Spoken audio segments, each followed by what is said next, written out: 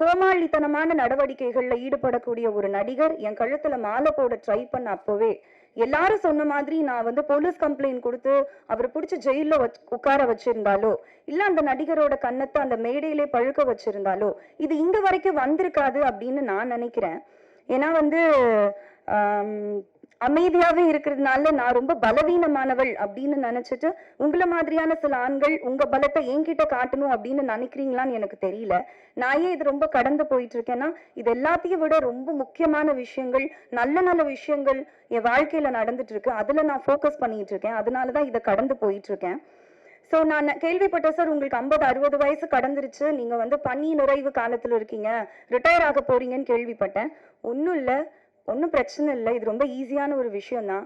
ஆரோக்கியமான உணவு பழக்க வழக்கங்களுக்கு மாறுங்க. ஒரு நாளைக்கு 3 லிட்டர் தவறாம தண்ணி குடிங்க. நடைப்பயிற்சியோ யோகாவோ தியானமோ ஏதாவது ஒரு வகுப்புல சேருங்க. இயற்கையை ரசிங்க. சந்தோஷமா இருங்க. பாசிட்டிவான விஷயங்களை பேசுங்க. இது சீக்கிரமா சரியாயிரும் அப்படின்னு நான் நினைக்கிறேன். சோ இது பத்தி நபிகள் நாயகம் ஒண்ணு சொல்லியிருக்காரு. அதோட சொல்லி முடிச்சிடுறேன்.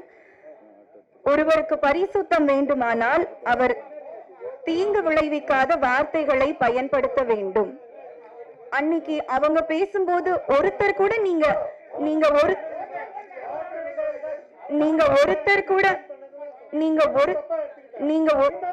என்ன சார் தப்பா எடுத்தேன் சொல்லுங்க. என்ன தப்பா எடுத்தேன் சொல்லுங்க சார். சம்மருக்கு நீங்க போட்டிருக்க இங்க இவ்வளவு பேர் பேசுறீங்களே, அன்னைக்கு ஒருத்தர் கூட நீங்க அவர் தப்பா பேசலையா? சரி, வெல் அண்ட் குட். அவர் தப்பா பேசலன்னு சப்போர்ட் பண்ணீங்கன்னா வெல் அண்ட் குட்.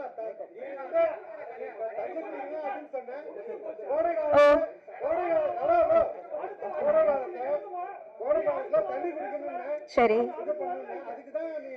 கோடை காலத்துல தண்ணி குடிக்கிறதுக்கும் நான் அணிஞ்சிட்டு வந்த சாரிக்கும் என்ன சம்பந்தம்? ஒருத்தர் கூட நீங்க அவரை கேள்வி கேட்கலையே. சரி, ஓகே, எனக்கு இந்த பதில சொல்லணும்னு இருந்துச்சு.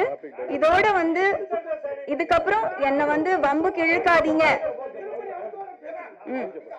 இதுக்கப்புறம் சரி சரி சரி, தேங்க்யூ சார். இந்த டைம் கொடுத்ததுக்கு பெரிய நன்றி. Thank you sir.